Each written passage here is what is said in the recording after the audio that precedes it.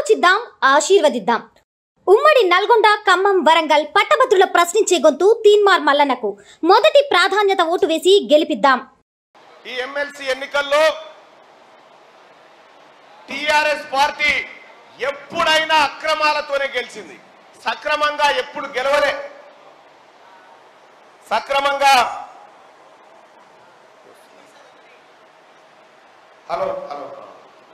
సక్రమంగా ఎప్పుడు గెలవలే TRS party. మీరు చూడండి సోదరులారా, టిఆర్ఎస్ పార్టీ అయితే సెంటిమెంట్ నన్న రెచ్చగొట్టి గెలిచింది, లేకపోతే బోగస్ ఓట్ల ద్వారా నన్న గెలిచింది తప్ప, మభ్య పెడుతూ అక్రమాలకు పాల్పడుతూ గెలిచింది తప్ప సీదాగా పట్టభద్రుల మనసు గెలుచుకున్నది ఎప్పుడు లేదు.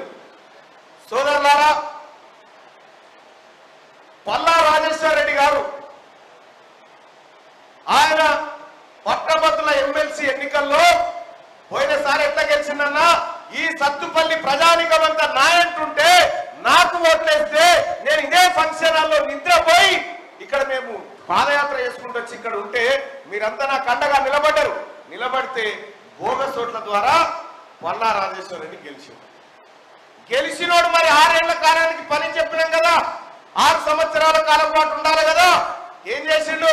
నాకు పట్టభద్రులతో సంబంధం లేదు, మా పార్టీకి సంబంధం లేదని బీఆర్ఎస్ పార్టీ అక్కడ వదిలిపెట్టి వెళ్ళిపోతే ఈ ఉప ఎన్నిక వచ్చింది. మళ్ళీ వచ్చిరా? నిన్నమని ఎవరైనా వచ్చిరా టీఆర్ఎస్ పార్టీ వాళ్ళు ఓట్ల కోసం? పట్టభద్రుల ఓట్ల కోసం రాలే? అడగట్లేదా? ఓ సామెత ఉంటది, అడగందే అమ్మాయిని అన్నం పెట్టదని. ఇప్పుడు అడిగితే తల్లిదండ్రులు అడిగిన టిఆర్ఎస్ పార్టీ వాళ్ళు పోయి మాకు ఒక ఓటై పట్టభద్రుల ఎమ్మెల్సీ ఎన్నికలంటే పండబెట్టి తన్నేతట్టురు.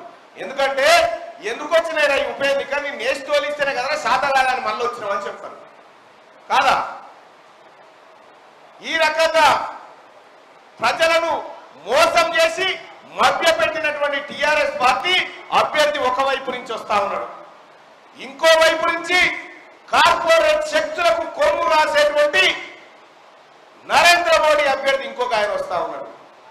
మీ బిడ్డ తీన్మార్ మల్లన్న మీ అందరికీ తెలుసు సోదరులారా, నరేంద్ర మోడీ గారు ఏడాదికి 2 కోట్ల ఉద్యోగాలు ఇస్తా అని చెప్పిండు మనకు.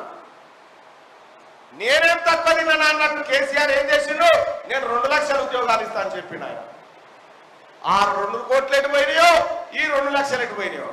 కానీ ఒక్కటి మాత్రం గుర్తుపెట్టుకొని, మీ సోదరుడు మీ తమ్ముడు తీన్మార్ మల్లన్న 200 మంది పేద బిడ్డలకు ఆపరేషన్ చేయించిండు, వాళ్ళ కష్టాలను ఆడుకున్నాడు అన్న విషయం తెలియజేస్తా ఉన్నా.